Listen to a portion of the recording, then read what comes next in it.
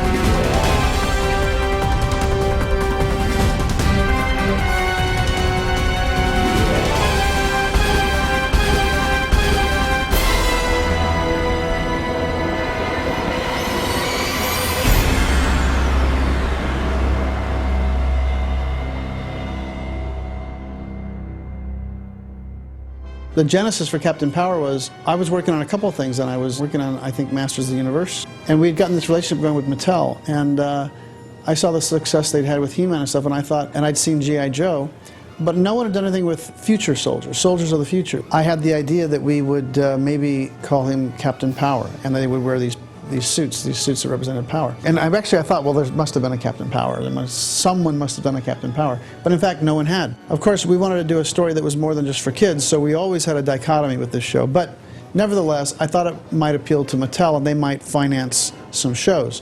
Came in one morning to the office, and I went to Tony, my partner at the time, and a few other people. I got this great idea for the next thing we're going to do. It's called Captain Power. If you go back far enough, both Tony Christopher and I grew up reading Marvel comics and Fantastic Four and X-Men and Avengers and everything else, and Edgar Rice Burroughs' books, Tarzan and John Carter of Mars and The Hobbit and Tolkien and Doc Savage, Conan, everything. So in that sense, the back history is all the pulp magazines and comic books and pocket books and science fiction and fantasy things that I grew up reading from the time I was able to read. I think if I was to classify myself, I'd say I'm a storyteller. Characters begin to speak to you. You sit down and start writing, and the characters, they start telling you who they are. Jonathan Power starts telling you. You just happen to be typing, in my case anyway.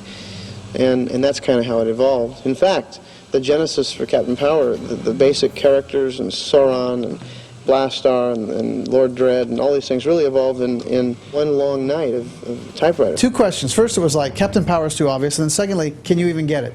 I'm like, well, I know we can get it because I did a quick trademark search and it's available, so I think we should just register it anyway. And then in one long night, I knocked out all the basic bios and the basic story, basic setups, and I justified his name by naming him Jonathan Power. So I thought that took a little of the edge of it. So he's not really like a superhero. He's not Captain Power. He is Jonathan Power. And all of the guys essentially assumed a military rank of some kind. The power suits were created for a reason, to help a human warrior battle against far superior robotic creatures. I also very early on gave him the credo that they would protect all life. Yes, they fight, they battle, but they only battle against these robotic creatures, which became biodreads. We went to Mattel. We made sure we had the trademark registered for Captain Power before we went in, because I didn't really want to hear that someone else had already thought of Captain Power. So we got this meeting, we said, we think we have the next great thing. And it was not interactive at this point. It was going to be a standalone. The big innovation was simply going to be, it's a live action show for kids with CGI robotic villains that our live action guys are going to fight against. When I was a kid, I watched Fury and I watched Sky King, and there were a lot of live action shows, and they'd kind of disappeared. So I thought, let's do a live action show. It'll stand out. Let's use CGI, although that was a very new medium, but they immediately lit up. Captain Power. And they said, wait, wait, wait. And they went and called everybody. And now suddenly there were like 15 guys in there. Gary came in and made a presentation, Captain Power and Soldiers of the Future. I had worked with Gary on the He-Man movie, and he came in with Captain Power. And it was going to be shot as live action, and I thought it was a great story. Mattel was very interested in it. We had the walls lined with artwork. I took them through the whole thing. And it's so funny, because I finished. One guy says, is that name really available? Isn't that something? I said, you'll be happy to know we've trademarked it, which ended the discussion there, you know. They were so surprised that we'd actually trademarked the name. So very quickly, they got very hot to trot. They didn't tell us why. They asked us to come back 3 days later. 3 days later, they showed us the technology that they had been developing for an interactive show, but they did not have anything to put it with. Action figures were declining. He-Man was declining. We had what we thought was a good idea in the show, but we needed really good product, and together we felt they could work. We needed toys that were very unique in order to support and make a property based on the show successful. And they wanted to know, is there a way you can make this work? We had this technology. Obviously, we had a pre-existing relationship with Gary Goddard and thought of him as being an extremely talented and creative guy, and so we tried to marry those two. And this is like the deal with the devil, right? This is like, okay, I can get this show on, but now I've got to make it interactive. So my whole thing was, if we can find a way to do it, I said, look, I don't want to do a show where someone comes on at the beginning and says, kids, go get your interactive jet, and now it's time to start playing, because I wanted to make a real show. So I said, if there's a way we can do it, we can work it into the story where if someone just turns the show on, an adult or a teenager or whoever, and starts watching it, he will not know there's an interactive element. The only ones that will know are the kids that have it. That'll be their secret thing. And so if there's a way to do the show and we can work the technology in to do that, I'm okay with it. We basically got the technology and we worked out a way, creating the robot sentries. I mean, if you've seen the show, you know the robot sentries have the targets. Some of the bases had targets. We felt we had had some success in the kids' television business, and we felt that we could use our expertise and make it a viable business. They had had success with the He-Man shows, and they thought, well, why don't we get in the TV business? Jeff Sagansky had just become CEO at TriStar Pictures, and he wanted to be in television, and he flipped over Captain Power, and he wanted to do the television series. It would have been TriStar's first television series. They were going to do the whole thing, because I was saying, well, look, I don't think Mattel's going to do this unless they do the TV show too. And he said, Gary, they'll do the toys. They're in the toy business. Let the TV guys do the TV show. You should do this. And I arranged a meeting with Joe Morrison and John Weems. We had the licensing rights from Gary. We had control of the property. We were putting in the money. Mattel, because of its strength in the kids business, would basically get the show on the air. And why did we need to share everything with TriStar? Instead, what that meeting did was, if Mattel had been on the fence at that point about doing the TV show, the fact that TriStar wanted to do the TV show convinced them that, oh my God, this is the show we should do. So for a week and a half, I really was tormented, because I really wanted to go with, I mean, now Joe and John, now you're going to hear this, but I really wanted to go with TriStar, because I knew if we were their first television show, that they would put all of their might behind it and make it work. Clearing a show in the kids business, the muscle comes from the advertising of the toy company. It doesn't come from the distributor. And I remember I went back to Ziffer and I said, look, they're not going to do it unless I do it. He said, they'll do it. Trust me. When we tell them we're doing the show, you think they're going to let the toys go? And I think I was just a little too young and too anxious to get the show done to believe him. But in retrospect, of course he was right. You know, I suddenly say, TriStar's doing the show and we're doing it, and you don't want to do the toy? Are you crazy? Because then we'll just go over to Hasbro or Kenner or whoever was then. But anyway, we didn't, and Mattel gave us full support on the show, on the financing side, so I can't complain. We were attempting to take the other side of the equation and control it a little more so that it would be to Mattel's benefit. We were trying to make both the show a success and the syndication effort a profitable business for Mattel. Matt, if you're hearing this, it's because I don't expect to be coming back. There's much you need to know, my friend. Listen carefully. Gary Goddard is the ultimate pitch man. Clearly the success he's had in the years since Captain Power with theme parks and all the things he's done, that's not a surprise at all.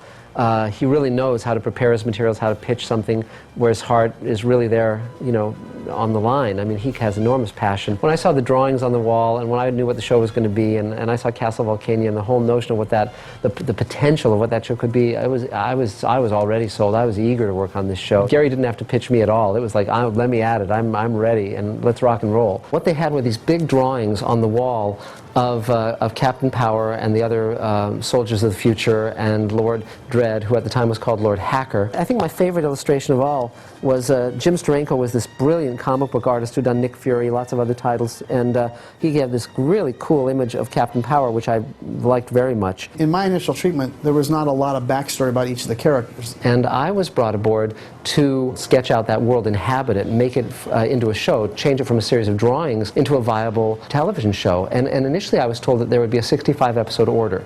So we were going to have a lot of episodes, so it had to be a big vision and a big world. And I was committed to the idea that this would be an adult show, that we would create it exactly as if it were an adult show. We wouldn't condescend at all. Taggart and I, we wanted to end war, not fight one. All the armies of the world under one voice. Ours. We could have abolished war like that. It wasn't your fault, Stuart. Oh, yes, it was.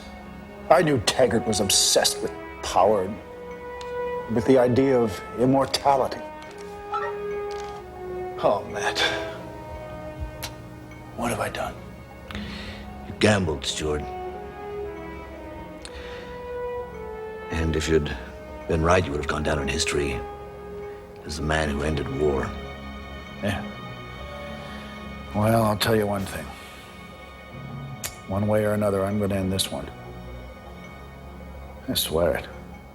I think science fiction has an enormous power and enormous ongoing validity in this world. There's a great tradition of post-apocalyptic stories in science fiction. I mean, we were all children, all of us who wrote for Captain Power were children of the Cold War. And the whole notion that in a moment, Earth could be wiped out and you'd be left in the ruins of your planet, that was a landscape that we all lived with. What's the origin of that transmission?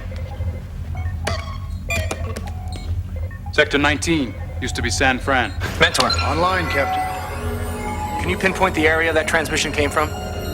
Location, formerly known as the NB District. There's very little left, I'm afraid. West Coast Resistance used it as a base until Dredd eliminated them. We no longer live in the Cold War, the shadow of the entire planet being destroyed and left, you know, a devastated ruin. I don't think we're going to see the world destroyed in that way, thank God.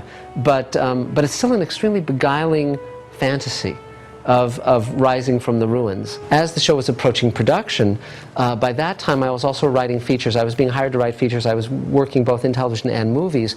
And I started to realize that that I wouldn't be able, given my deadlines, to story edit Captain Power and really give it my all. One of my closest friends was J. Michael Straczynski, Joe Straczynski. And he and Michael Reeves and I were sort of the triumvirate of animation writers. And Joe and I had worked together, along with Michael, on The Real Ghostbusters. Joe had story edited it, and Michael and I had written a number of episodes. And I saw that Joe was up to the task. Mark Zickrey said he had just worked with Gary Goddard to create this new TV series called Captain Power. And he did not really have any interest in being the showrunner. He didn't want to be there day to day. And they needed someone who could be there as the showrunner. And much to my astonishment and theirs, they hired me. Joe never liked the name. The whole show was sold on that name, Captain Power and the Soldier's Future, so it wasn't like we had any choice. I profoundly hated the title. I would often say to Gary, you know, can we please change it to Power or to Soldiers of the Future? Must it be Captain Power and the Soldiers of the Future? Which A, is very long, and B, is the dumbest title in the history of really dumb titles. But they had sold this to Mattel, and they figured Captain Power, Soldiers of the Future, is like He-Man, Masters of the Universe. It looks kind of the same, and they were successful with that one, which I also had worked on. So we were stuck with it. And the drawback is that for science fiction fans who are looking for a serious story, they wouldn't tune in to something called Captain Power. And those who watch a show called Captain Power often weren't in the mood for a serious science fiction story. So we kind of fell between two chairs because of that title. I told him we're going to have some heavy action components, but at the bottom line, I want this to be about characters that people care about. I want to be stories that really, you know, have a moral. Joe got all that. I think he did understand that I was having to please two masters, trying to give Mattel enough action that they would be happy, and backing him, probably more than he knows, behind the scenes with Mattel, saying, no, we got to, you know, we're telling stories. That's what we're doing. We're telling stories that have an action component to them. We're not doing action things that have a little bit of story underneath them. It's the opposite. We didn't start this show as an interactive show. That was something that was foisted on us. And even though I'm not sure Joe and everyone realized at the time, I'm fighting for them. I'm the one that contained the interactivity to the robots. I'm the one that contained the interactivity to, you know, to only being in the action sequences. I mean, had it been up to Mattel, we would have had, you know, targets everywhere all the time. I'm a character guy, and I always tend to focus on the character more than the chrome. I knew where all the characters were going, what the larger arc was. Unlike a lot of shows at the time, we wanted Captain Power to have an arc to it. I felt strongly that we need to really make this a story that will be told over time. Even though at the time series television was, well, you have a half-hour episode and that's it, and it ends, and you don't change it, you don't have an arc, etc. We didn't care. We were going to have a series arc. We were going to have the show change and change and change and change, and the character relationships change. John, I've wanted to tell you something for such a long time. Captain, Scout here. You said I should remind you when it was time to head out. Well, it's time. We're on our way. You were saying? Later. It can wait. After doing sitcoms and stuff like that, when you read something that had a little depth to it, especially when it was a kid's show. But I do remember thinking, this is a kid's show? You know, I thought that a lot. I thought, you know, I don't think this is a kid's show. You know, I think this is more than a kid's show. And I think, as we've seen now, 25 years later, it was more than a kid's show. It was a lot more. This particular show did deal with a lot of heavy subjects.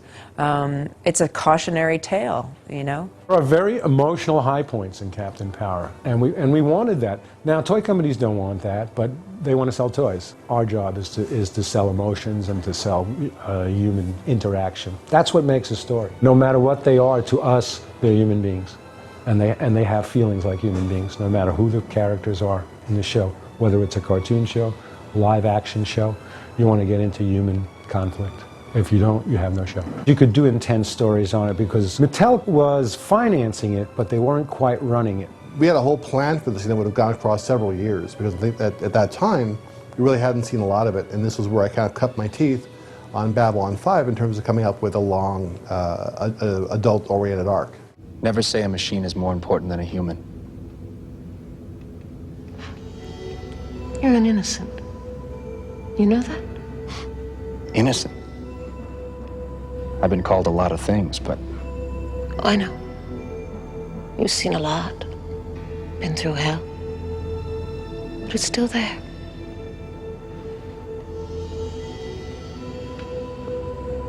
We knew we didn't want to open with the origin. We knew we wanted to come back and do the origin later. We didn't want to open with the traditional origin story. Let's jump right in the middle. Let's meet these characters in action. Let's meet them on a mission. The problem is that you really didn't get a sense of where the process began. You didn't know who these characters were, or more importantly, who they had been. Captain Power is ultimately about betrayal of humanity. Well, what do you think of the facilities? A little fancier than our old lab, hmm? All the power anyone could ever want is rooted through this room. Dangerous stuff. Yes, for control. At least once the final touches are administered. I've made breakthroughs here you can't even imagine. Well, I'm sure it's all very fascinating. What does it have to do with me? I'm offering you the chance to work with me. Stuart, I'm trying to be reasonable.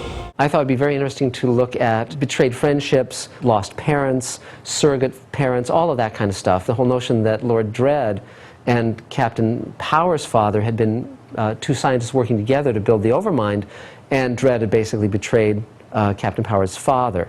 And I named Captain Power's father after my father. Stuart Gordon Zickery became Stuart Gordon Power. In the Bible, he was lost, and the notion was we have the Overmind, which is Dredd's computer, you know, genius and mentor. I always like the idea of surrogate families, creating surrogate families as your heroes, and certainly this is what Captain Power was. Basically, people who are there for each other, characters who are there for each other.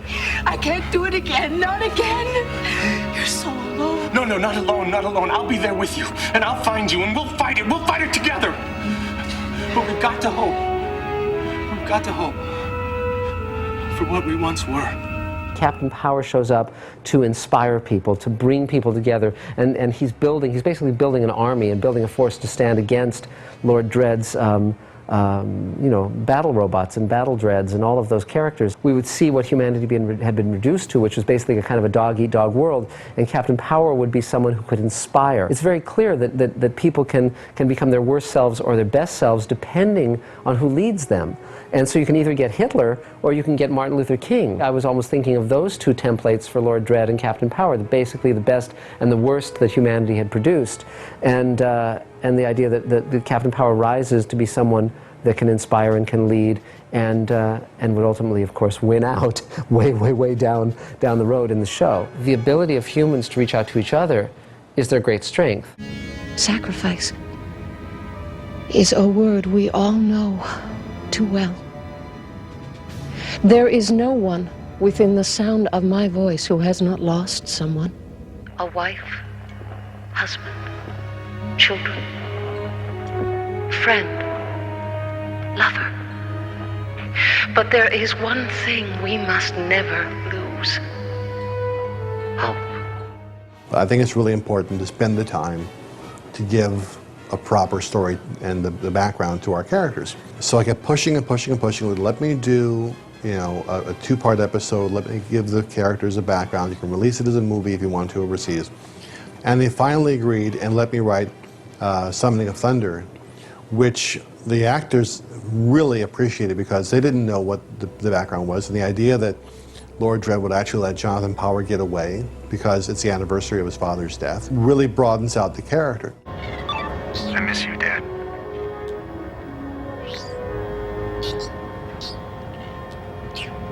It's never been the same.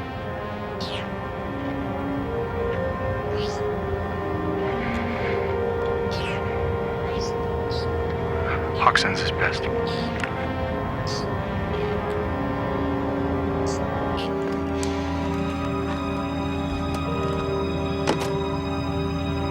Bye, Dad. He is leaving.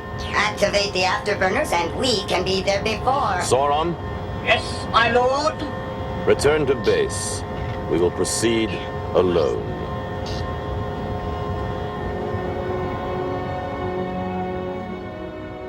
Again, the monster never sees the monster in the mirror. And there was a part of Dredd that was still compassionate. And that was a conflict between him and Overmind and him and his shadow self. I really liked the idea that this is a man who thinks he's doing the right thing. Because he never saw himself as a villain. He thought he was saving mankind. So therefore, if he is indeed that character who is saving mankind, there has to be a measure of compassion, however much that may be distorted. These are dangerous times, Stuart. You have 1 hour. Beyond that, I cannot be responsible for John's well-being. If it was simply a series in which an omnipotent mad scientist were engaging human beings, I don't think that would be very interesting. Power and his team managed to survive each episode and defeat Dredd and his team through human values like courage and loyalty and compassion, against which my forces are impotent, thereby defeating me, because my technology is worthless against this sort of courage. The world must prevail. This is your new world. This is what you've left humanity. This too will pass. It will be worth it. Nothing is worth this. He's right, my poor friend.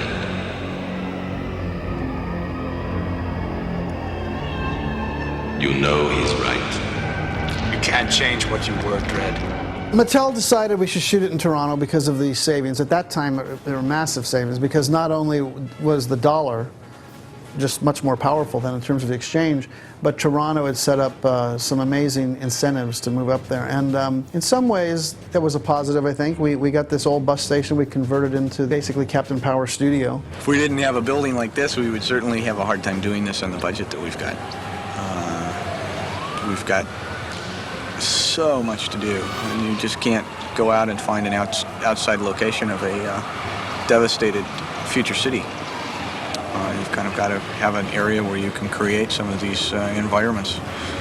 And I mean, this is amazing, and it's a little frightening that we've got over 150,000 square feet, and we're filling it up. The location manager that we engaged came up with it. It belongs to the city of Toronto. They were kind enough to allow us to lease it, and it's a fantastic area.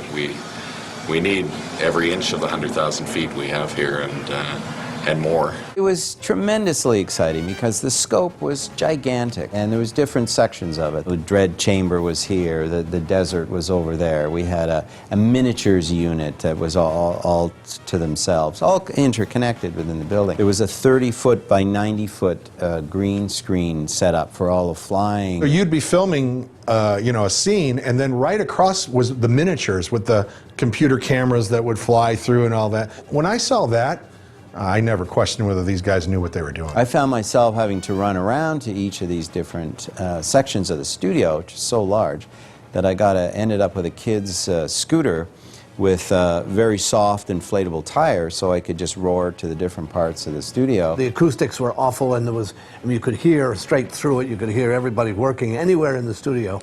We sprayed a lot of foam all over the ceilings and walls, and tried to get it reasonably soundproof so we could work, but it didn't work. It was such a big project. There were so many things to do. Everyone was working so hard to try and get the thing ready and moving and on its feet. I was, I guess, overwhelmed by the amount of effort and the cost. It seemed like an overwhelming project. Yeah, huge. And it was hot. It's hot in Canada in the summertime, in July. In August, it gets to be 90 degrees, and inside, and we were wearing, our costumes were these sort of wetsuits kind of thing, 3 millimeter thick wetsuits with appliques on them to, show all the different wires and what have you. So it ended up quite thick, and in 90 degrees, when we were working, it was. I thought for sure someone was going to go down. They had buckets of ice, large buckets of ice and cloths in them, and every few minutes someone would run up to you when you finished a take and squeeze this cold water down your neck and rub the cloth all over you. Otherwise, there was going to be people fainting, and, didn't matter. Didn't matter. It was the best job in the world. We had about, if I remember well, 5 or 6 suits per character. There was always at least one hero suit that was beautiful, shiny, and that was made out of fiberglass and, plated with this, special metallizing process. So that took a lot of work, and you couldn't really use those to roll around because they were going to get damaged really easily. There was also a couple of suits that were stunt suits, and those were made out of rubber that we figured out how to use to make them flexible. They weren't necessarily that much lighter, but they were a little bit more flexible, and they weren't going to get damaged as easily. But I don't know that they were very comfortable for the actors. I think they went through a lot to, carry those through the whole show. The sets and the costumes, and at some time in the beginning, got in our way, or got in my way a bit, because they lent this feeling of comic book and unreal sort of situation. But once we had learned to just relax into it and relate human to human, we found it one heck of a lot easier. It was just a real human story, and I think that's the thing that we like about most of those kinds of shows, the really cool ones, is you can see the human element, the pain, the suffering, the sadness, the memory, all the things that you worry about in your own life. It's a Christmas tree. It's a Christmas tree. Exactly. It's 4712 Mark 24, John, or had you forgotten? It's been so long. On top of our victory over Project New Order, I thought it was high time. I really loved the show, really loved to do it, and when I heard my character could fly, it was the best thing in the world. When it really came down to flying, it was tough. It was really tough. Come on, kid. Hang on! The first time I tried on the harness, which was, I believe, an old Superman harness that fit right on your hips and had wires coming from it, so you were in perfect balance. It was great fun because it would take half of your weight off, and you'd feel just, terrific. And they'd lift you up in the air, and a slight movement of a hand changed the aspect of your body. It was wonderful, it was great freedom. But when you were up there for 15 minutes and they had you like this, head down, your head started to swell up, and it was really uncomfortable. So I just couldn't do it, and they hired a stunt guy. And what a brave fellow he was, because he was up there for hours and hours and hours working in front of the green screen, doing all the flying scenes. So yes, it's great to do a character who can fly if you don't have to do the flying. I traveled to Canada a couple of times in the process of this. Once when the show was just gearing up, and I met with the cast and saw the sets as they were being constructed, because you kind of have to have a sense of how that world looks to be able to write for it. And once again, during production. I like to go to the studio and see the studio, and I love the studio up here because they had a refrigerator just for beer. Not during shooting hours, but boy, the end of the day was great beer drinking times with the crew. The crew worked hard. It was one of the first shows run by computer, which is appropriate for the content of the show, because I would be sitting in LA and I would write a script and I would then modem it off, as we said then, modem it off to John Copeland in Canada, who would then get it, and we'd fire back notes back and forth to each other. Most shows were still running off of physical hand copies they would carry of scripts they would bring to the set and to the studio.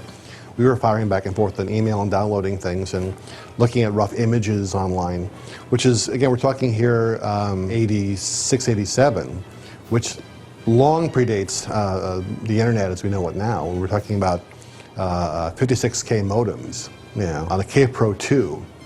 So the primitive technology was there, but we were using it in an advanced sort of way. We were able to achieve quite a bit of economy when we were shooting. Each director, I believe they came in and they did 2 shows back to back. When the heroes are in the jump jet cockpit, we would try and shoot material for both shows that director was doing. When we were in the dread chamber, we would try and do the material in there. Each show wasn't done as a distinct piece. We were able to block shoot. So once again, it had to be very well organized, so everybody knew what was needed in each of the locations, so we were able to have these economies with our time. And I was a big proponent, of, George Lucas's theory of Star Wars. It's not a shiny space. It's a used space. The ships are worn, and I definitely thought, well, that ship's gonna have a lot of wear and tear. So that argument was made to me. Well, you said you want this stuff to look lived in, like it's been used, and I said, okay, all right, let's do it. But I just don't want to look in there and feel like I'm looking inside a B-52 bomber, from World War II.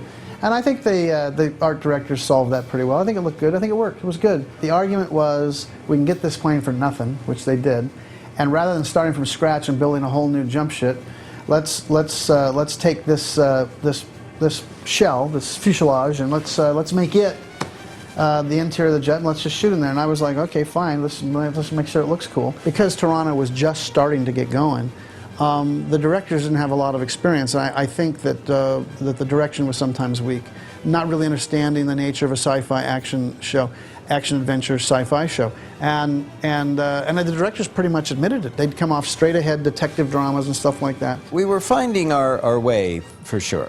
I mean, there's no question about it. The scope of this hadn't really been done on a regular basis up till now. So we were always pushing to get the action scenes to play better. It wasn't their fault. I think they were just, a lot of them were green. A couple of the directors, but we had to hire Canadian directors. It was a point system. We put the value on the script first. So once we had the writers and the Americans, and we had a certain number of cast members Americans and a certain few other things, then directors had to be Canadian and other things had to be Canadian, so that's just the way it was. We felt Captain Power probably had to be an American actor, and man, we looked and looked and looked. We had casting searches. We saw so many people. We saw a lot of television stars too who wanted to play it, and we were seeing anyone from the age of like 20 to 35, and we were looking for that guy. Tim was the one. He came in and he really had the charisma, I think, and he had the energy. I remember the day I auditioned for the show. The audition was down on Hollywood Boulevard, right across the street from Grauman's Chinese Theater, in a building there. And I remember walking into the audition, and they had all of the sketches up on the walls. And I remember thinking, what the heck is this thing? I was very prepared for the audition, I remember, and I felt like I really did a good job in the audition. And I remember walking out and walking down the street and feeling like that's great. I got that down. I did a good job on that audition.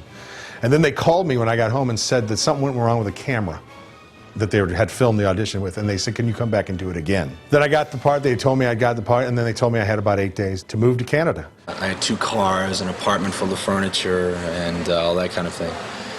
8 days to do it. I've been so involved in trying to be involved in the show, in the job of acting and being here, and my schedule, and what scenes I have to do today, and the job of an actor, that I had forgotten that this is also going to be a toy, and there's like a whole toy line coming out, and a lot of exposure and a lot of talk about it. It slips your mind at this phase, because you're so concentrating on your job.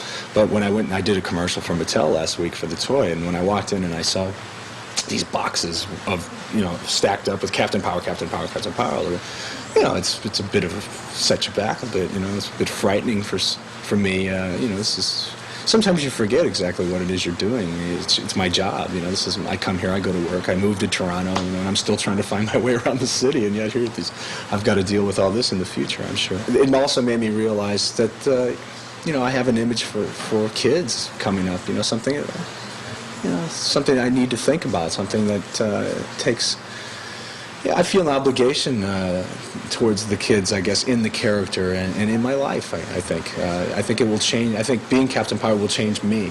And I think changed me for the better. Ever since then, I look at the scripts, and if there's something that I don't feels right, I will, I'll bring that up. I'll say, I don't know. I don't think he should do it this way. I think he would do it this way, which is just all a part of, I think, finding the character, a process. And the fun part, the rehearsal process and finding it, that's, as an actor, is very, is much more fun. I flew to Pittsburgh, I remember, and to a Toys R Us, and put on the Captain Power outfit, and, stood there all day and signed things for kids. I remember, I think Kellogg's came out on the back of a Kellogg's cornflakes box. There was a Captain Power face mask or something. And I remember I got a picture, I think I still have it, of me and a little kid wearing that mask.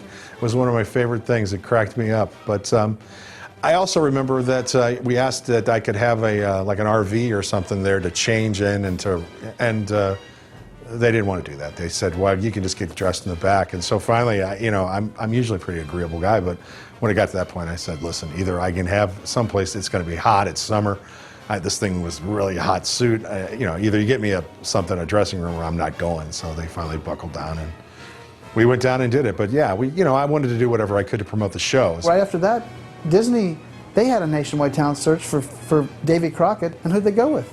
Tim. I mean, he had a very great quality as a hero, and I feel we let him down a little bit, that we didn't have some better directors for him. But other than that, I think he came through great. The first action sequences that the local directors did were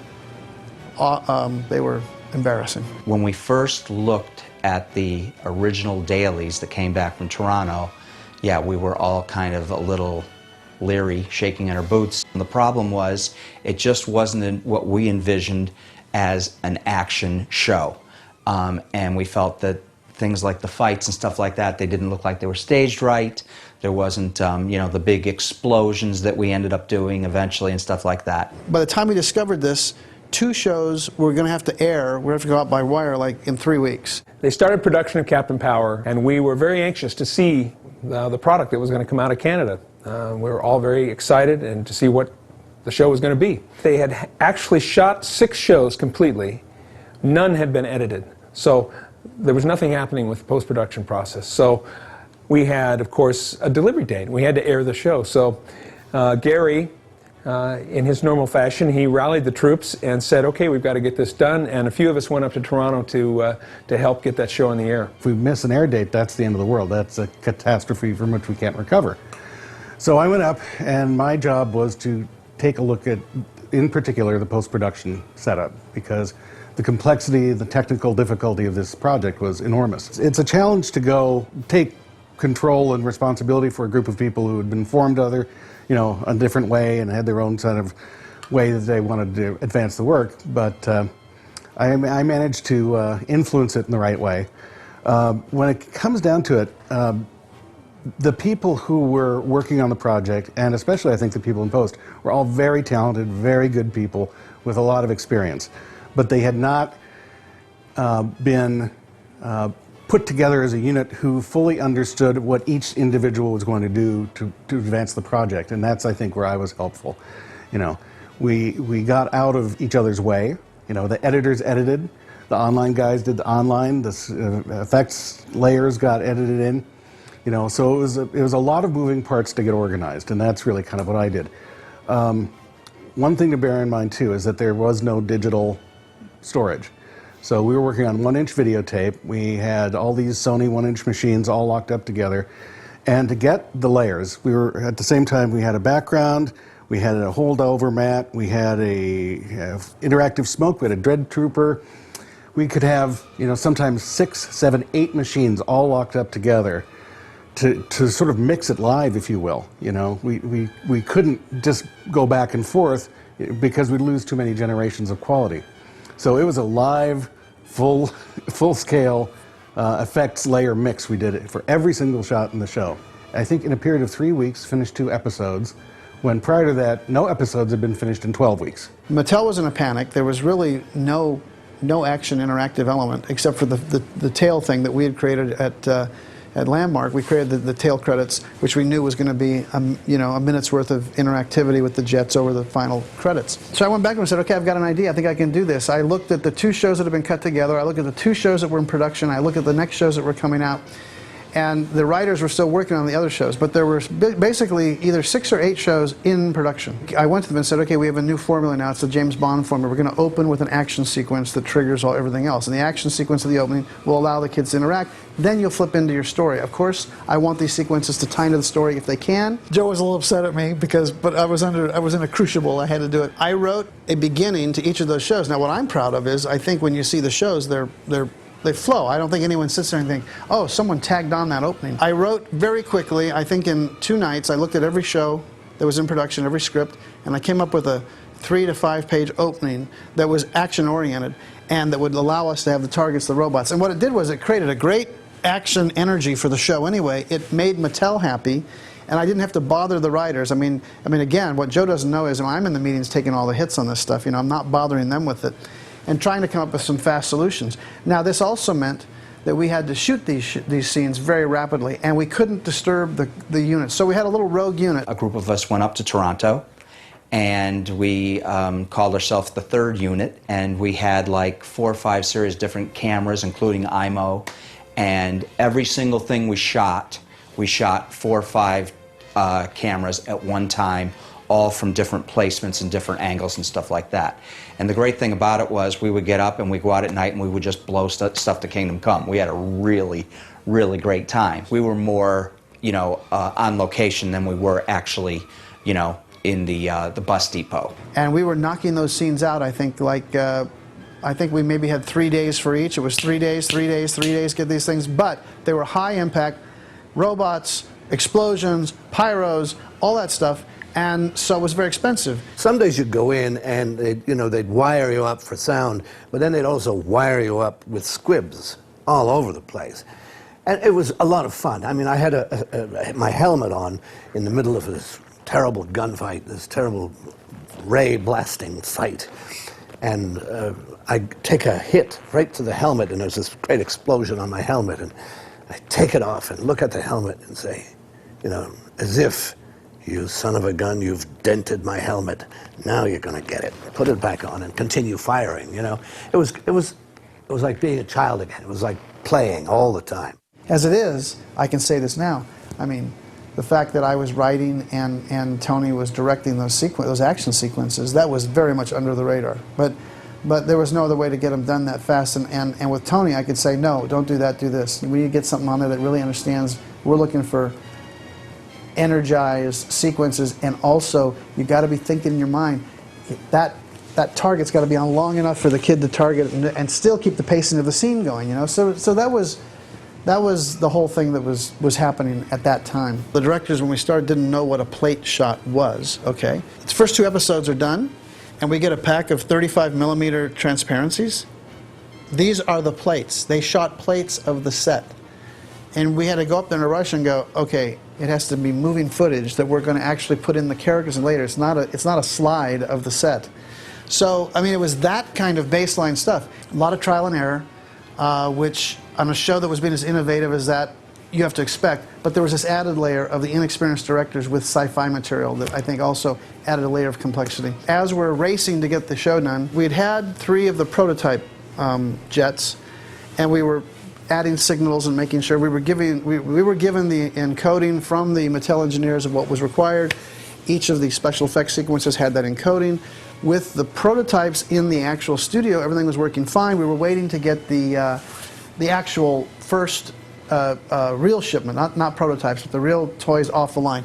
And we got those in. They were drop shipped to us. Probably it was within a couple of weeks of having to send the first 2 shows out, but more importantly, they were shipping the toys out, and the toys had to be in the marketplace. We get the first box, we all get a jet, we all put the show on, we take our jets, we're sitting about this far, about as far as I am from the camera right now, and we're like, and nothing's happening, nothing. And we're like, okay, what about you? What about you? No, nothing. I'll run it again, run it again. And so now we all just, all of us, we start edging closer and closer. And I think David Thornton, who was head of post-production, I think finally he walked up to the screen, and if you got right to the screen level, it worked. We knew at the time that there wasn't going to be any corrective measures taken by the manufacturer. There are millions of these units already built, boxed, shipped, ready to hit stores. So we knew we had to be on the software end. We had to find a way to enlarge those signals enough so that the product would work properly. We found out that the frame had to be a certain size on the TV in order for the interactivity to work. I guess they wanted a pulse which would, at a certain frequency, which would react to the toy. So I developed, as part of the uniforms of the Dread Troopers, a light box, which was on the front and on the back. And there were battery-powered lights in there. There was a little bit of a diffusion to spread the light, and then there was a green gel. So when the lights came on, there was this green image, which could later be dropped out as a green screen image, and the correct pulse would be put in. So of course there was only one exposure that this green would work at, and so whether the scenes were day in the desert or dark night interiors, the whole series was shot at one exposure, and that's the exposure that registered the green, which enabled them to use it as a green screen. All of the interactive signals had to be at least 4 times as big.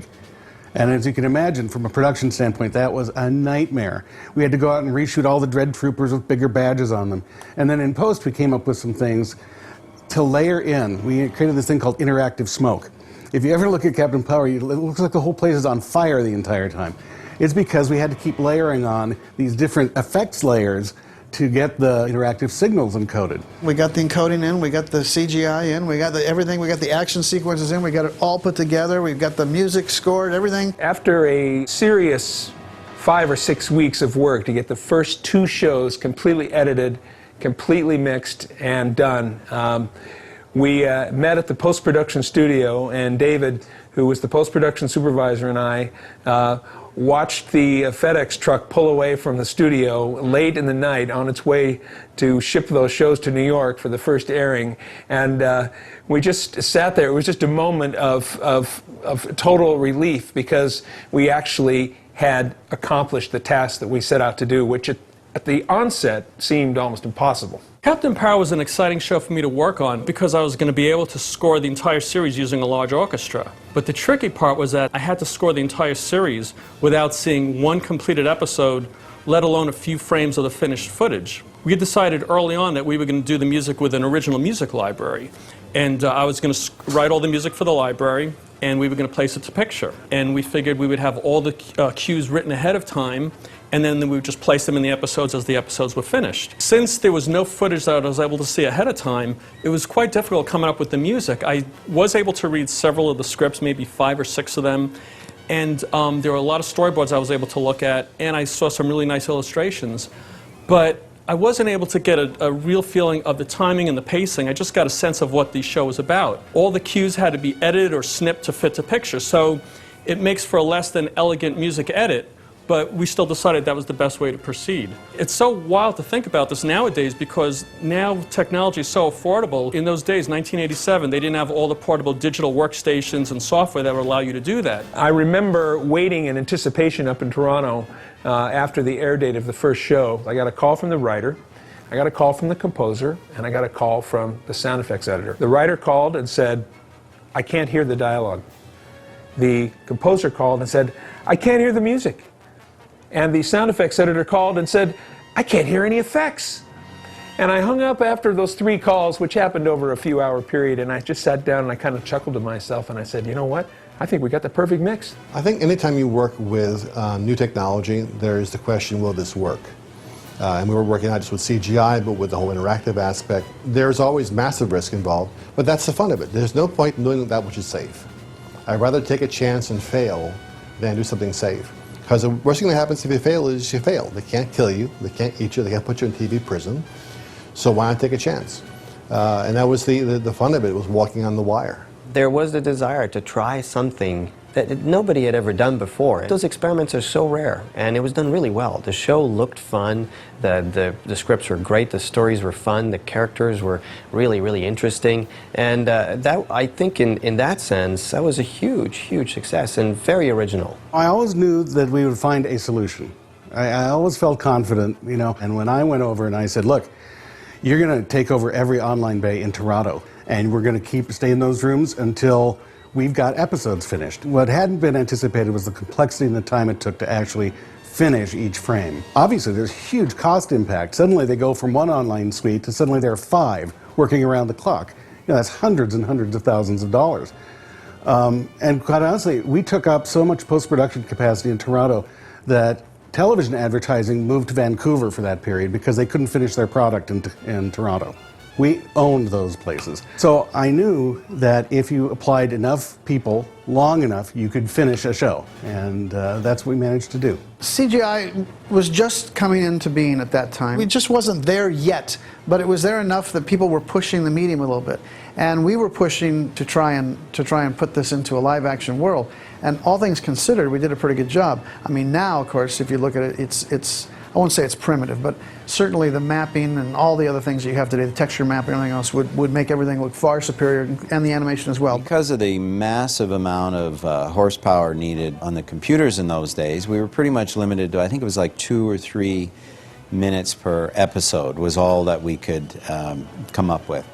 So each of those frames that those characters were going to be in pretty much had to be predetermined. We had to decide how wide the shot was, which characters were in the frame interacting with them. And when we got to do those sequences, they'd been laid out months in advance. Some of the preliminary work on the computer animation had been done already, so we really couldn't change those shots. For the humans to interact with the CG characters, we had life-size cardboard cutouts made, and we put them in the scene with the actors, so the actors knew how tall and how far away they were, and they could get the correct eye lines, and then we would move them away as we filmed, just before we filmed. One of the big problems was learning how to work with the CGI, the CGI characters, and where they were in the scene, especially if it was multiple actors all trying to follow this character who's this evil thing flying across the sky.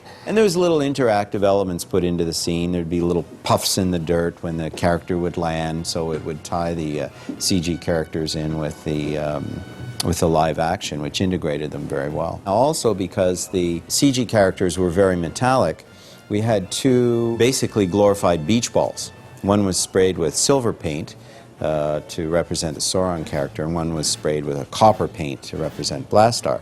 So just before we did the sequence of the shot, we would put that ball in where the character would be, and then that ball would reflect the light. Where was the light coming from? How strong was it? What color was it? What sort of contrast was there on the light between the light and the dark? So the effects team, the ARCA team, could analyze those silvery balls, those reflective balls, and give the same lighting to the CG characters. So we often work very, very closely together. Not having a reference, not knowing really at that time what CGI was and what it was going to look like. When we were trying to act with all these imaginary characters, these beasts flying around, and feeling, you know, quite silly, you know, pointing our guns at nothing and pretending to duck and not knowing what was going to happen. And it was really difficult. And you had to just sort of trust and believe that some of this huge gang of people knew what the hell they were doing. And so you did. You just threw yourself into it and hoped it was going to work.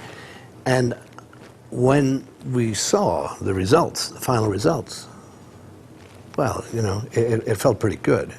Because, you know, it actually did work. The same thing for me with the model work. I thought, this is going to look like a model, but it doesn't. It was just terrific. It was really, really great. I would write a script, or the writers would turn in a script, and I and they would essentially go for whatever made sense for the story. Once it came in, John Copeland would go over it and determine whether or not this could actually work. If it couldn't, we would revise accordingly. We weren't told a lot of times that something wouldn't work. Most times we were told, yeah, we can make this happen. There were limitations to the degree which we could have our human characters directly interact with them. Having them throw a punch would be difficult in the same frame. But a lot of what we had in mind we could do. And bear in mind, too, that you're talking about characters who were at some distance from each other, firing at each other.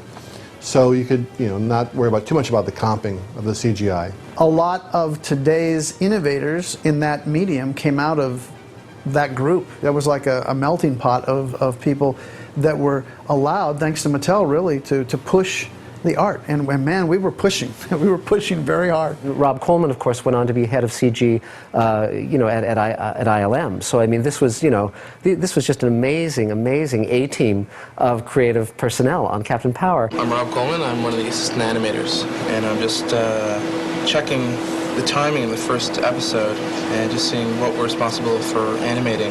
We're responsible for a scene here where Soren comes in and digitizes one of the live-action characters with his digitizing beam. Soren goes around and digitizes different people, and with the goal to create this supercomputer with all kinds of humans inside it. So that's what we're responsible for. We weren't sure what could be done, what could be pulled off, how it would all integrate. In fact, when I would say, what can we do and what can't we do, they could never give me that answer.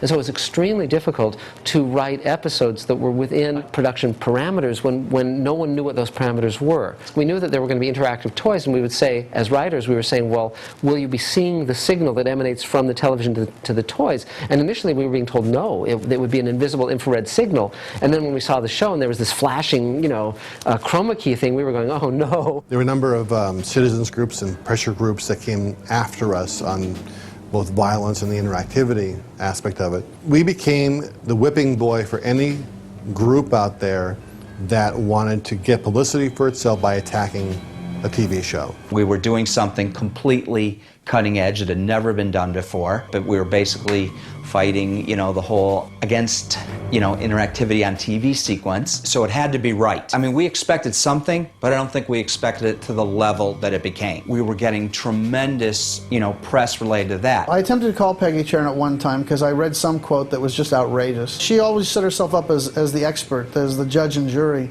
and in actuality, she was pretty stupid a lot of times. A lot of things she said were pretty lame. She created a lot of headaches for the executives of the toy companies and television stations at the time. She liked the power of her own voice. She liked to hear herself speak. And I think she started to buy into her own PR after a while, like she was actually the savior of kids and stuff. In fact, what she wrought on the industry today, because of her, now we have a really bad situation where shows are commercials, commercials are shows. It's just, she's one of the causes of it. So rather than help the situation, and I will grant you that when she started, she may have had some positive motives, but she would not listen. You know, I'm good with everybody, you know, but how about you listen and consider things on its own merits? But when we tried to reason with them and say, let us tell you about this show, his entire purpose of being is to preserve all life. They were like, oh, that, you know, oh, that. No, really, that's the story. The whole thing was terribly frustrating because the show was an affirmation of life. It's an affirmation of hope. It says that, you know, we can persevere against the machines, that there is something inherently noble about being human. And they ignored that in deference to the fact that there are guns. You have a jet. You don't have a gun. You only fire, and they don't want to hear it. And to attack a TV show for violence is like putting on a suit of armor to attack a hot fudge sundae. It's overcompensating, and it doesn't deal with the problem. It deals with a picture of the problem, not the problem itself. So rather than taking an attitude, well, let me listen at least, let me see if maybe these people really are trying to do something that's positive. No, every toy company is a villain. Every toy company is only interested in selling kids on violent games. They're about to attack. And of course, Peggy Sharon can always point to the one kid who watches Superman and thinks he can fly and jumps off a roof. But you know what? Most kids don't do that. A kid that does that already has something wrong. And most kids do not go out after having played with a toy gun and buy a real gun and try and shoot people. You know, believe it or not, kids understand the difference between fantasy and reality. But Peggy had a different agenda. Her agenda was all about making Peggy more famous and making her, you know, I mean, you can tell now that she's an echo of that time.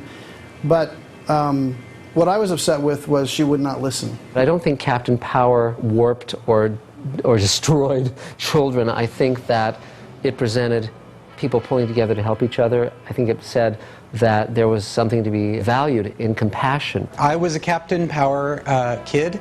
I played Captain Power every week. I shot at the screen at least 1 million times, and to this day I have never been arrested. I have never shot anyone in real life, and I don't even own a gun. I never had a moment of guilt or second thought about what we were doing. It was, I think, very telling that one of the people who was most critical of the show as a consultant and just constantly attacking the show in the press said, I will stop attacking the show if you will hire me on as a consultant. So we hired this person on as a consultant, and suddenly the show was much better, but not a single word of the scripts ever got changed.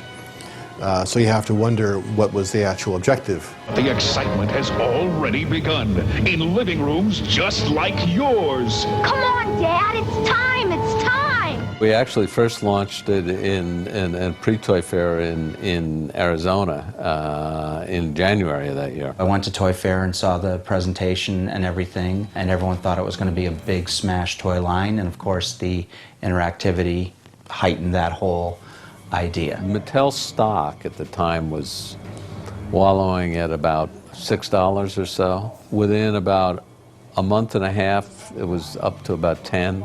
I mean, there was just a terrific response to the overall innovation of Captain Power. There was a lot of excitement about it. I mean, it was just very new. It was very different. The initial sales and everything were very good. You know, I think there was a lot of excitement in the toy trade. I'm sure we started to ship it in sometime in the late summer, and then the show went on the air in the fall. So no, I think everything was coordinated pretty well. When you love a show, you want to be part of that world as much as possible, and Captain Power really allowed for interactivity in a way that hadn't been seen before. And I remember when we were writing the show, we'd haunt Toys R Us. We'd go and buy these figures. We weren't proud. We were all given one of these when it first came out, and I thought, what a great gift for my son. What a terrific thing to bring home a wee statue of his daddy working on this show. But when I got it home, I said to him, let's not open it. Let's leave it in the package. So I wanted to keep it forever like this. I didn't want it to end up in the bottom of his toy box like this. I was quite, quite chuffed with the whole idea of being, yes, immortalized in plastic. That's me. Actually, I bought these, the Asian version from Singapore. There was one guy at American Airlines, I can tell you that, that's all I remember. He said, he recognized me. He said, aren't you? I said, yeah, and I said, I was on a flight, and I'm 6'5", so I was in a middle seat trying to get wherever I was going. And I said, any chance I could get upgraded? And he said, well, I don't know, maybe. So I pulled one of these out right here, and he said, oh, we just happen to have a seat open. So yeah, I got, and then he made me say power on. Clearly you can see what an accurate rendering this is, but it is still, and that her hands are like this. Yeah, they're permanently like this. So she'll always get work, I'm sure. You're going to save the world by destroying it. Seems to me I've heard that before, and always by someone who thinks that he knows what's best for all of us. If you just listen. How many more will die, Taggart? How many more innocent human lives are going to be wasted for your dream of a machine age? Thousands?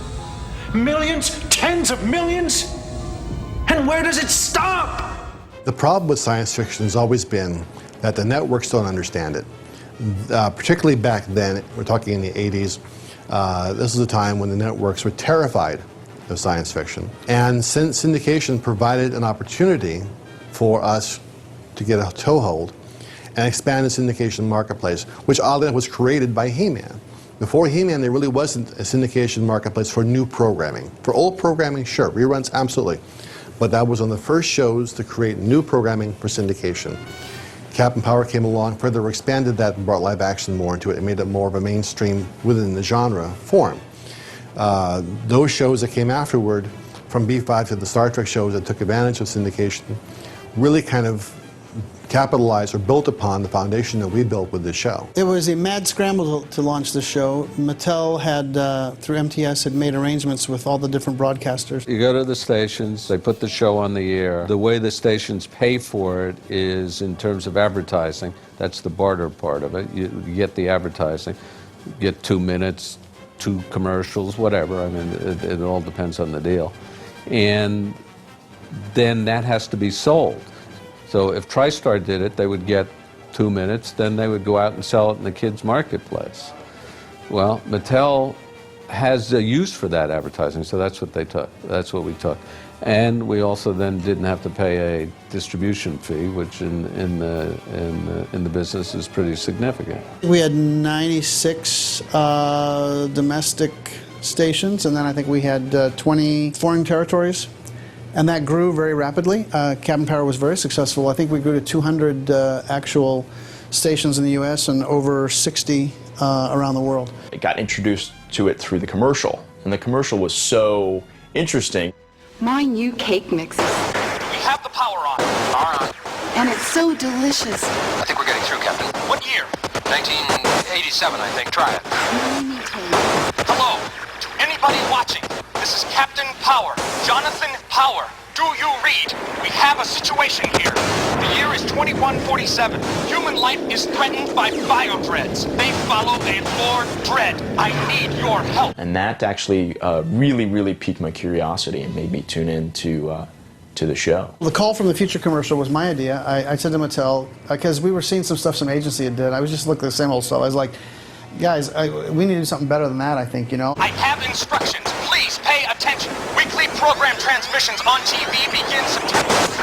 If you have the Power Jet XT7, the XT7, you can fire invisible beams at enemy targets on these transmissions. Score or be hit. Warning, the TV show will fire back. It will fire back. That commercial was actually, in terms of the advertising community, everyone loved it, except there was a small group of stations, I guess, who, because the show wasn't on their station, and they were saying, you're tricking us because it's not really a toy commercial, it's a commercial for the show, and that show's not on our station, so we don't want to run it. But very few, even to this day, as a commercial, if you watch it, it holds up pretty good. And I think the commercial, just like the show, it didn't treat kids like they're idiots. You know, we were saying, look, these kids they're smarter than you think they are, and they'll pick up on this stuff, and they'll like it, and they'll embrace it. And I think they did. Watching it made me feel, and I was just a little boy, but it made me feel like a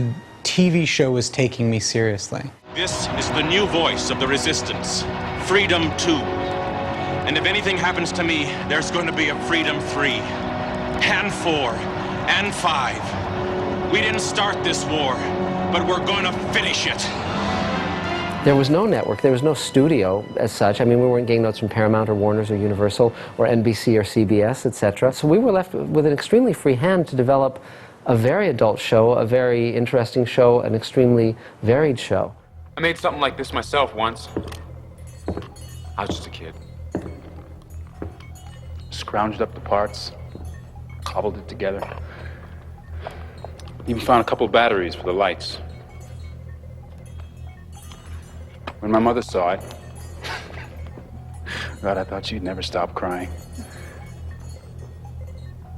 I said I was sorry. Figured maybe I hadn't done it right. She laughed, smiled, kept right on crying.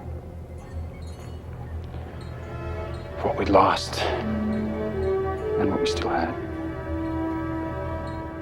This was basically, the writers and the producers sitting around saying, hey, what story do we want to tell? There was a character introduced in the original draftsmanship and the original premise for Captain Power, Stingray Johnson.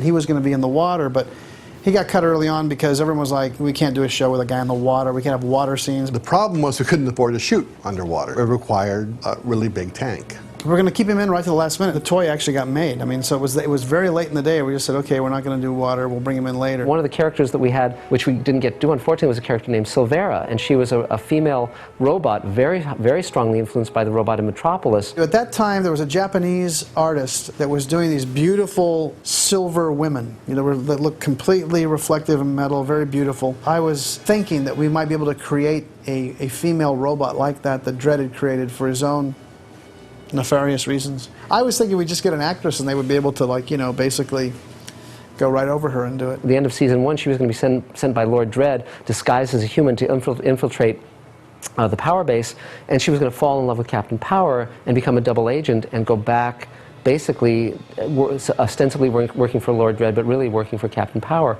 to bring about his overthrow. And that, for me, that was one of the most interesting characters of all. Falcor was going to be this CGI falcon, basically, a robotic falcon that he would have on his hand, and he would release to go spy for him.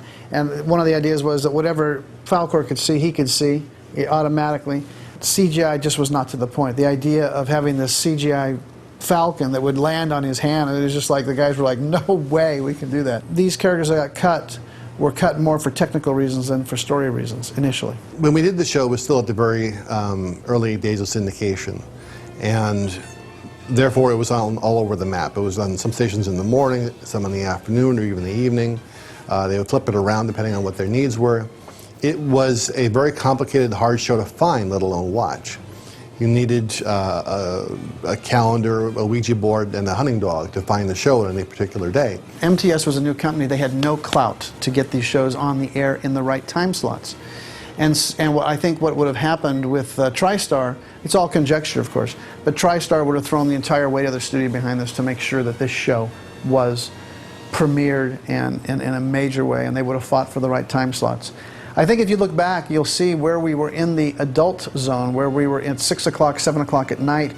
There were markets, I think it was Boston or Philadelphia, I can't remember. There were markets where we were right up against the new Star Trek Next Generation, and we beat them. We were beating them in their own time slots. The fact that the fans did tune in and made it a point to try and find the show says that we were doing something right with the story. It's no coincidence that Star Trek in their second season added more action. The first season, if you look back at the reviews of that Star Trek, you'll see it was very cerebral. It was all talk, very little action. They didn't have the Borg until a year later. There is no question in my mind that consciously or subconsciously, Lord Dredd and the Bio-Dreads and the whole idea of absorbing them into the New Order, this was at the root of the whole idea of the Borg. What I couldn't believe was how much they made the Borg look like Lord Dredd.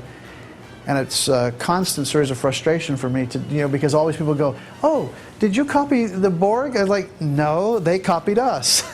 People look at Lord Dredd now and they say, well, he's a Borg. But the funny thing is, of course, we came first. Emotions are the enemy of order. You are now one of us. Immortal. Perfect. Yes. Yes, I understand. The past is gone. From this day on, Lyman Taggart is dead, and Lord Dredd lives. Resistance is futile. It was on one of the comic books. I do remember that. I think we were all elated, and when we saw the reviews and we saw the ratings, it was, for us, it was through the roof. It was a surefire hit. In the stories, we often dealt with themes of guilt, episodes where Pilot's past as a member of the Dredd Youth caught up with her. I remember when we found you. Got you away from the Dredd Youth. You were so full of rage. We were worried whether you would make it or not. I'm glad you did. We never ducked the issue that she actually was a member of Dread Youth, and she did terrible things. As we all, from time to time, do terrible things in our own lives, whether intentionally or otherwise, we all make mistakes. And the point of the show was, it's not that you made a mistake before, it's a question of what can you do now to make up for that and atone or do the right thing in the present tense. These are rather adult concepts. And there were, from time to time, little grumblings from Mattel about why are we doing this, but I think a lot of it kind of shot over their heads, and consequently, they left us alone. Jessica made it very clear that she wanted to move on from the show. She felt it was limiting her as an actress, which I can understand. We liked her so much, but she would not sign on for more than the first year, and she decided she wouldn't do the second year. And this is before we knew we were going to do the second year. So we said, well, if she's not coming back, let's take her out in a dramatic way. One more thing. When we get back to the base, I'd very much like to finish our conversation. I think we have a lot to talk about. All right. I was wary of the negative futuristic look, the post-apocalyptic look, and, you know, that humans had been whittled down to this tiny core and were surrounded by evil all the time. So yes, it was heavy. I felt like I couldn't live there for 6 years. So we didn't know when we started the shows that we were going to write her out. But once we realized we were going to have to, we decided let's make it powerful. Jennifer, hold on. Hold on, we're going to come. No. Stay clear. The auto-destruct is no good. I have to blow the power source. It's the only way. We're on our way to get you right now. There's another way to do it. It's too late. I'm all broken up inside. Stay clear. I'm sorry we never got to finish our talk. Jennifer, don't. I love you, John. So much.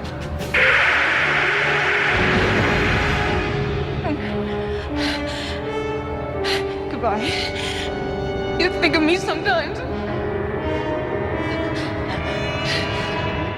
And so we decided to remove her in what was actually a very moving sequence. When she, hits the buttons and says, "Go to hell," knowing she's going to die in the process, but also take out, the Power Central and the Biodread. It's a very powerful moment. Back then, in any show, let alone a kid's show, the idea of killing one of your lead characters was, you just wouldn't do it. And man, that had such a reaction. Fans were writing in, "Oh, I know what happened. At the last minute, the Overmind got her, and she's there, and she's going to come back," and all these theories about what happened right before that explosion. I think to try and bring her back from that after the fact would cheapen it. Even if the actress, didn't want to come back or did want to come back, I would leave the character dead. Because to undo that would diminish the sacrifice. There are stakes, and sometimes the good guys don't survive, and sometimes they have to sacrifice themselves, and it gives a depth to the story and an emotional resonance and a weight, and it also informs real life, because in real life people die, and in real life sometimes the good guys lose, and sometimes there's self-sacrifice. Power suits. Backup for mentor systems.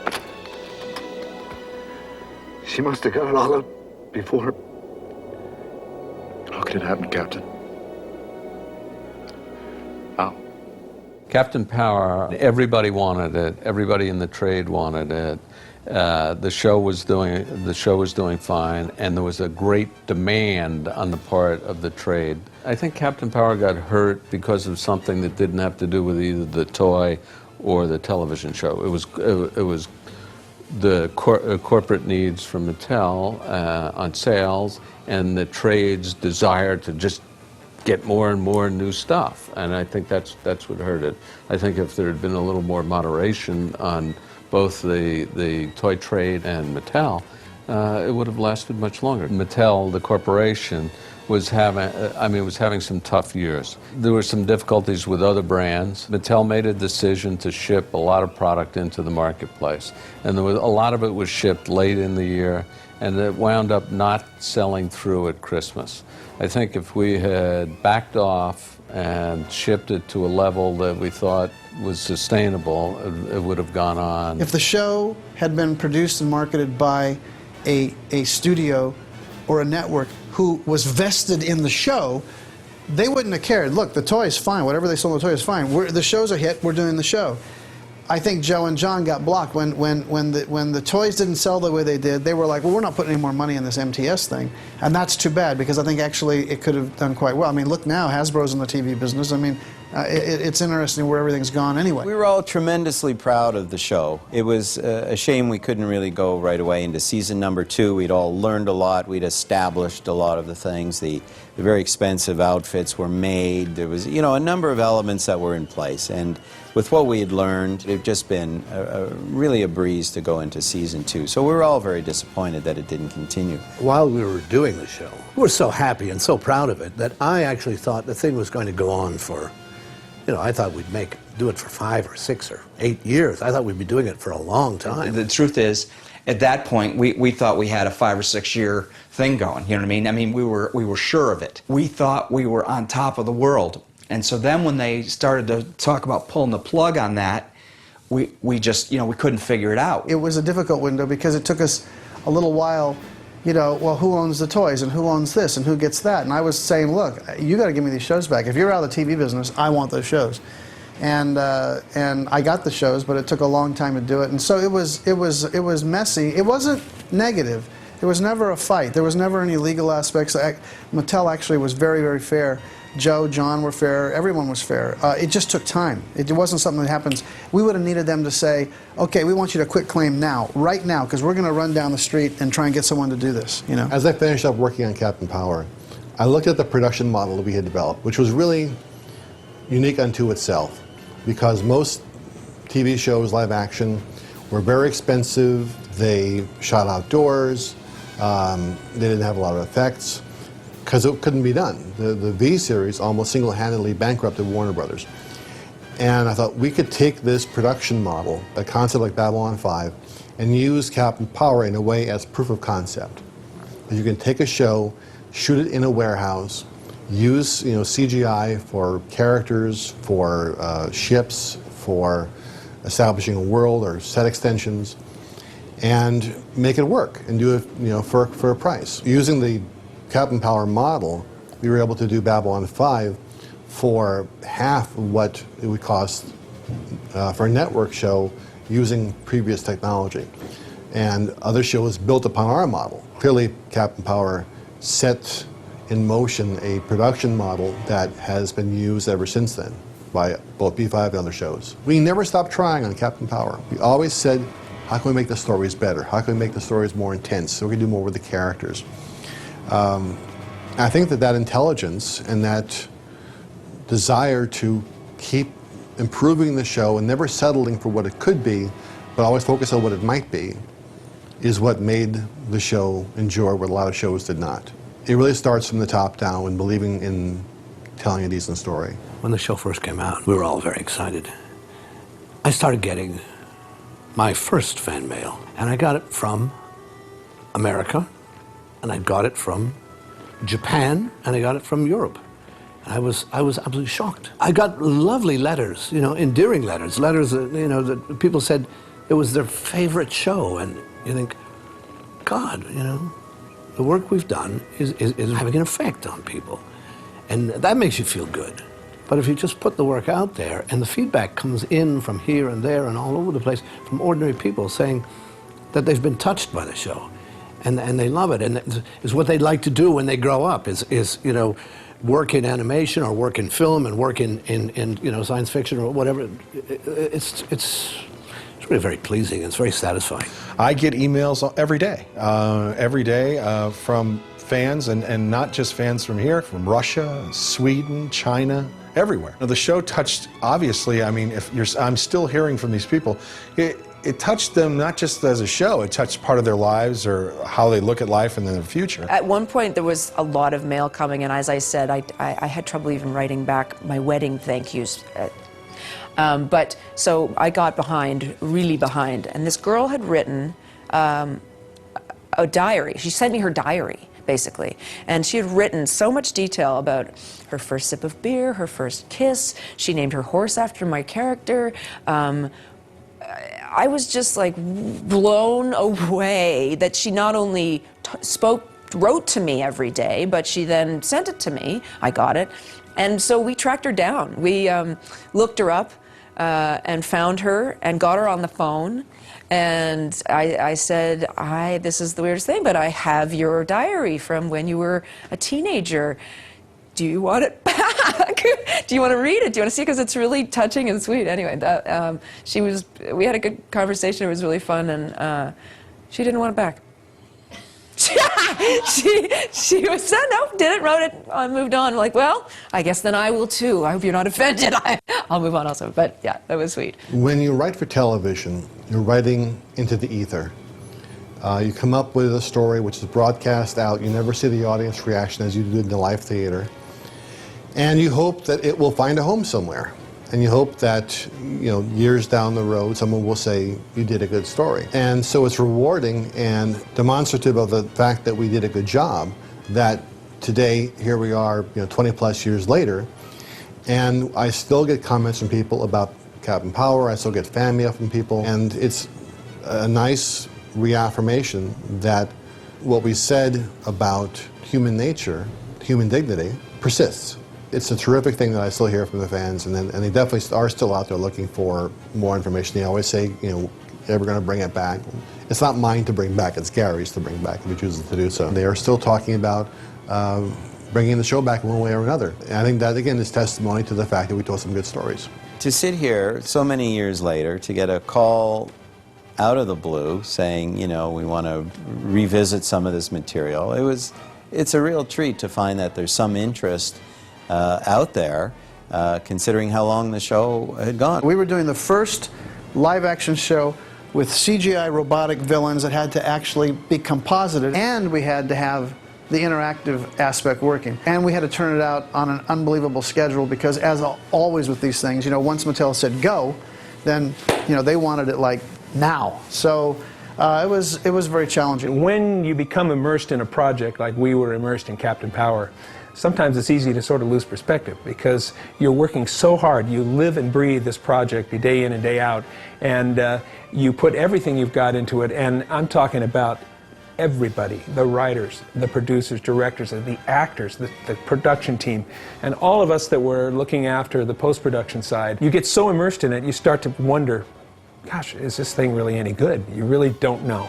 And when we finally delivered the first show and the second show, and it started to air, we began to get the feedback from our colleagues in the business, our peers, the public, certainly Mattel and the executives that were responsible for Captain Power, and the reactions were so overwhelming. It was gratifying to realize that something that we had really invested so much of ourselves in turned out to be just a wonderful product. I think it stands out for a couple of different reasons. First of all, technologically, it was quite an achievement. And I'm not sure that the average viewer at the time would have quite understood that. I think other people in the industry looking at it probably went, wow, that's a pretty ambitious show. There's never been anything before it or after it that looked anything like it. And so for good or ill, it was unique. It was very unique in that way. And the way we shot it and produced it, of it being more like a drama or a very serious science fiction movie of the time. We shot 1 million feet of film. We had incredible resources at Bear to make this TV show work. More like you would expect for a primetime show or something like that. It was really a different idea. It was a really, challenging concept to say, I'm going to have CGI characters in every episode of a syndicated TV show. That was a very nervy move right from the start, and I think that it, probably helped people imagine a future where digital characters were more likely to happen. I think it was pretty groundbreaking. I think it set the stage for a lot of shows that came after us. The things that we were doing, which had painstaking computer power, can easily be done on your kitchen table with a laptop now. But it was fun to do it at the time we did it, and it's great to see that there's still some interest in it. I'm really proud of the show. I'm proud of the work that all of us did on the show, from the actors to the CG people to the producers, the creators, the writers. That was a great group, and what was really fun and my most fond memory is there was nothing else like it. I'd never heard anything like it. I'd never seen anything like it. And I was just, really proud to be the, the character that the name of the show was. That was the first time I'd ever had a part, where I wasn't just the guy who came as a guest star or something like that. We spent a lot of time together, more time than you would spend with anybody. You're not, you're married to each other, but even married people don't spend that much time sitting, in trying circumstances. And so the most outstanding thing about being with those guys was how much we laughed and how, when you're playing make-believe, it's easy to pop out of the bubble or pop out of the reality of what you're doing. And, here we are sitting in these suits and we're pointing these little, there's, on the one hand, we have to be very grave and in the moment and be taken seriously. On the other hand, we just laugh and get hysterical and get through it together. And they were family. At the time when we were doing it, I don't think any of us were looking, this far in the future to imagine what kind of an effect, that work would have, and what, how it would, its staying power. How would it still be around? Would people still know about it? 10, 15, 20 years later. We put everything we had into those shows. I mean, they really meant so much to us at the time. Gary said, we're just going to make a Clash show here. I don't want to, if I'm going to crash and burn, I'll crash and burn with a Clash show. And we felt the same way. Let's just do the best writing we can. We decided very early on, and again, this comes from the Gary school of thinking, if you will, that we were going to do stories that not only made sense, okay, but that were involving. And when Gene Siskel made the comment, and gave us an incredible review, I mean, this was a major film critic looking at a children's TV show and saying, hey, this is serious stuff here. The writing's incredible. Some of the ideas that were being created within the stories were so, ahead of their time, particularly for television. And I think that all these years later, a lot of it really holds up. For those people that grew up on Captain Power, it worked. It absolutely worked just the way we wanted it to work. It was a great science fiction, fantasy adventure. It used the latest technologies. It told a story in a language that they understood. I think we set out to create a universe and a compelling story. If the story hadn't worked, no one remembered at all. It's to be determined by others and what place it's gonna have. But I think it was certainly something that has inspired a generation of other writers, directors, and producers and executives, because I find myself running into them now and they're like, you created Captain Power? Oh my God, I love that show. So that's great. It was probably, one of the best times of my life. I look back on it with all the trouble that the show had and the hardship of filming that show. It's funny, after all these years, I don't really have any bad memories. My main thing that I value was the work we did and the people I worked with and the friendships that I made. And, those are the things that stick with you forever. As long as this show goes, we will try and make it grow and grow. We know where the first 26 episodes are going to end. We also know where, if we go on to do 65, where the 65th one will end. And that will be a big shock, that one, if we do all those. And we know where we'll pick up and where the next group will go. So we've set benchmarks for ourselves. And we didn't want to be like a regular TV series. We wanted to really throw the audience for a loop. So you may see some of the characters, some of the heroes die. You may see, some of the major elements change. I mean, it will continue to grow, and things will happen, unlike most, typical series. This was an idea that was definitely ahead of its time, and the technology was playing catch-up to make it happen. We can create this world now. We can really bring to this what I had hoped to bring to it first time around. It's a complete universe which really should be reimagined and brought to life with today's technologies. Now, really, anything we envision, we can create, and it would be great to revisit that.